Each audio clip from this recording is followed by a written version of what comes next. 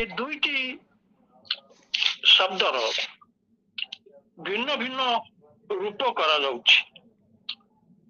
କେହି କେହି ରୋମାଣ୍ଟିକ କହୁଛନ୍ତି ସ୍ୱୈରାଚାର, କେହି କେହି କହୁଛନ୍ତି ସ୍ୱେଚ୍ଛାଚାର, କେହି କେହି କହୁଛନ୍ତି ପୁଲକବାଦ, କେହି କେହି କହୁଛନ୍ତି ରୋମାଞ୍ଚବାଦ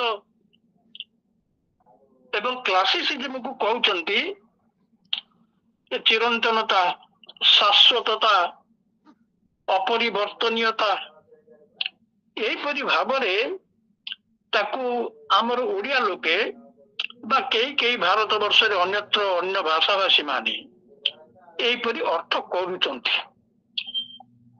କିନ୍ତୁ ମୁଁ ଆମ ପିଲାମାନଙ୍କୁ ଏ ବିଷୟରେ ଯେ ରୋମାଣ୍ଟିସିଜିମ୍ ଏବଂ କ୍ଲାସିସିଜିମ୍ ବୋଲି ଯୋଉ ଦୁଇଟି ଇଂରେଜୀ ଶବ୍ଦ ଆମେ ସାହିତ୍ୟିକ ମତବାଦ ଭିତରେ ଦେଖୁଛୁ, ପଢୁଛୁ ବା ବିଚାର କରୁଛୁ, ତାକୁ ଅନ୍ୟ କୌଣସି ଶବ୍ଦରେ ପ୍ରକାଶ କରିଲେ ତାର ଅର୍ଥ ଠିକ ଉତ୍ପନ୍ନ ହବ ନାହିଁ। ତେଣୁ ସେ ଶବ୍ଦର ଭିନ୍ନ ଅର୍ଥ ବା ଯାକୁ ଆମେ କହିବା ପରିଭାଷା, ସାହିତ୍ୟିକ ପରିଭାଷା ପଛରେ ନ ଦୌଡ଼ିକି ଆମ ପିଲାମାନେ ଯଦି ତାର ପ୍ରୟୋଗକୁ ବୁଝିବାକୁ ଚେଷ୍ଟା କରିବେ ତାହେଲେ ଆମ ସାହିତ୍ୟ ପାଇଁ ଭଲ ହବ। ଏବଂ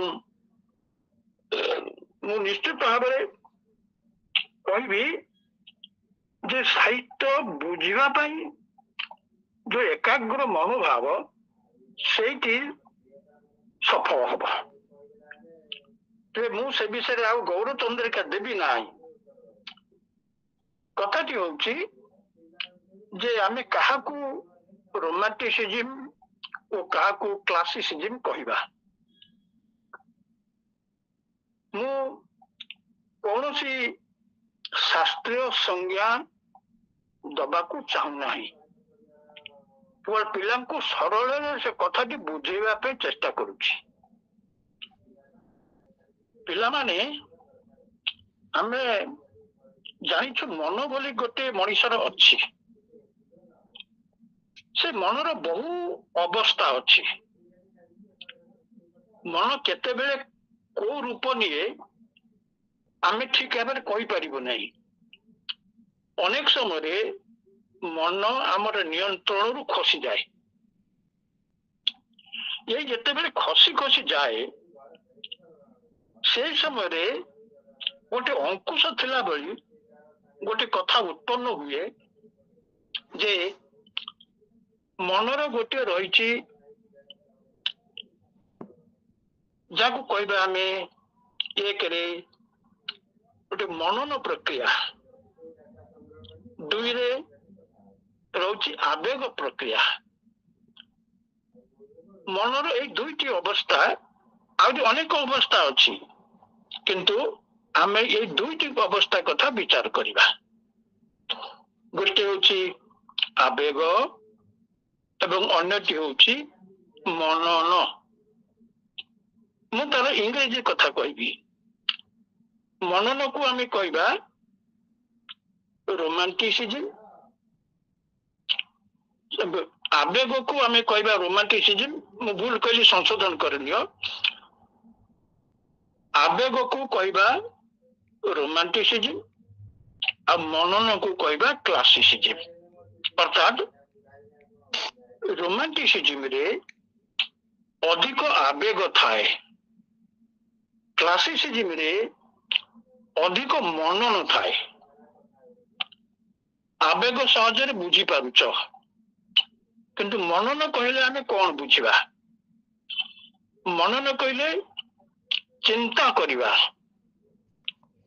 ଆମକୁ ଗୋଟିଏ କଥା କୁହାଗଲା ବା ଆମକୁ ଗୋଟିଏ କଥା ଭାବିବା ପାଇଁ ବା ଗୋଟିଏ ବିଷୟରେ ଗୋଟେ ମତାମତ ଦବା ପାଇଁ କୁହାଗଲା, ଆମେ ଚଟାପଟିକୁ ଉତ୍ତର ଦେଇପାରୁନା, ଦେଇ ହବ, କିନ୍ତୁ ମନର ପ୍ରକ୍ରିୟାଟି ହଉଛି, ମନର ଧର୍ମ ହଉଛି ସେ କିଛି ସମୟ ନେଇଯିବ, କିଛି ଚିନ୍ତା କରିବ।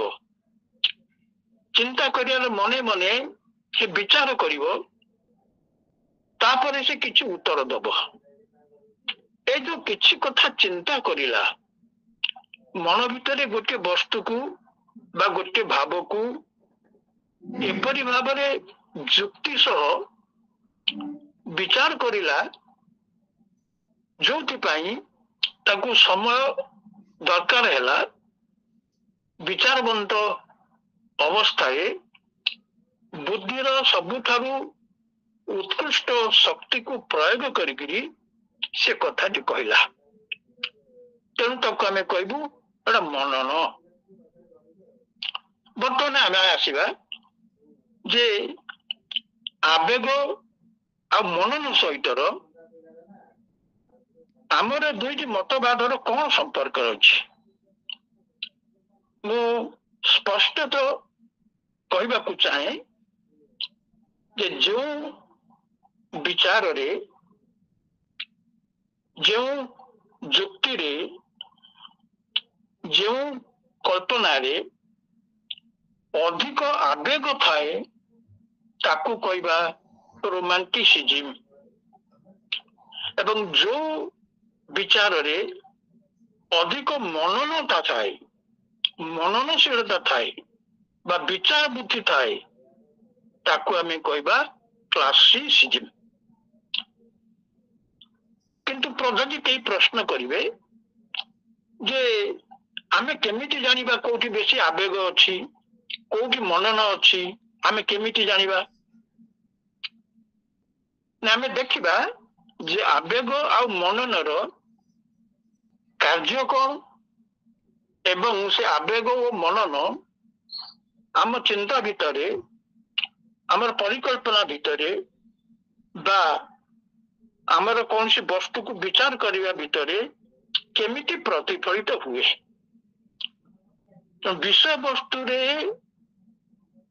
ପ୍ରତିଫଳିତ ହେଉଥିବା ଭାବଧାରା, ଚିନ୍ତାଧାରା ଆମକୁ ଗୋଟେ ନିଷ୍କର୍ଷରେ ବା ଶେଷ ସିଦ୍ଧାନ୍ତରେ ପହଞ୍ଚିବା ପାଇଁ ସାହାଯ୍ୟ କରେ।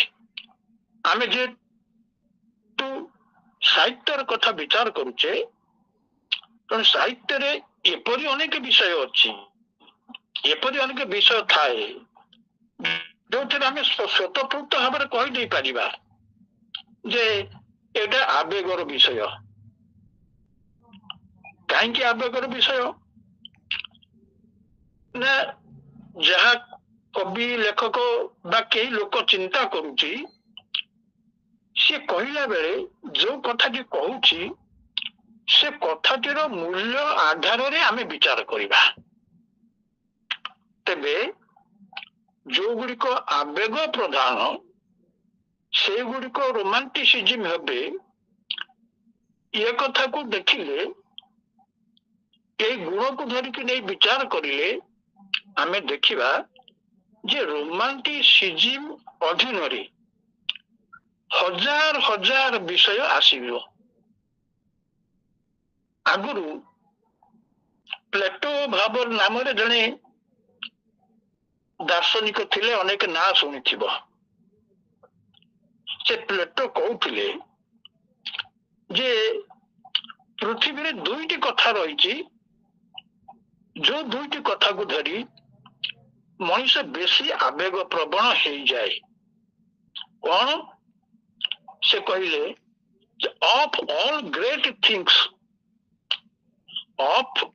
great things, two things are, one is love, the other is war. ଅର୍ଥାତ ପ୍ରେମ ଏବଂ ଯୁଦ୍ଧ, ଏ ଦୁଇଟି ହେଉଛି ପୃଥିବୀରେ ବିଷୟ, ଯୋଉ ବିଷୟକୁ ଦେଇକରି ମଣିଷ ବେଶୀ ଆବେଗ ପ୍ରବଣ ହେଇଯାଏ।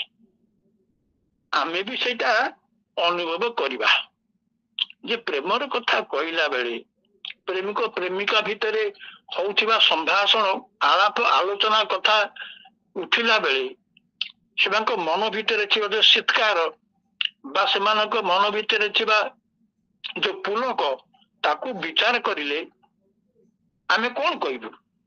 ଏଇ ଇଏ ଦିଟା ପିଲା, ଏ ପୁଅ ଝିଅ ଦିଟା ଏମିତି ମାତିଛନ୍ତି, बोलिकर आमे कहू आउ किए कई कथा भाव कही दे पारे मातिचंती मातिचंती कोठे मातिचंती आम पिलाने कहे कौन ओ भारी एमती गपसप होती जे कहीं मानुना से बाटे किए गला गला सम्मानीय लोक सम्मान स्थानीय लोक अमुक लोक क्या अणुना सब केते कथा सब कह जाए तेबे जहाँ प्लेटो कहले हम प्राचीन विश्वास रे प्रेम एवं युद्ध ये दुईटा थिला आवेगर विषय युद्ध कथा जिते पढ़ी से कौन पढ़े ना मो जन्मभूमि मो मातृभूमि गर्व सम्मान मु रक्षा करी मातृभूमि को शत्रु कबल रक्षा करने मो शरीर शेष रक्तबिंदु ढाई देवी यही तो यही भाव यही प्रेरणा तो जड़े वीर आगे जाऊला युद्धभूमि को आम जाचे ओडार खोरधार पाइक कथा पाइक बंधु जो माने पढ़ी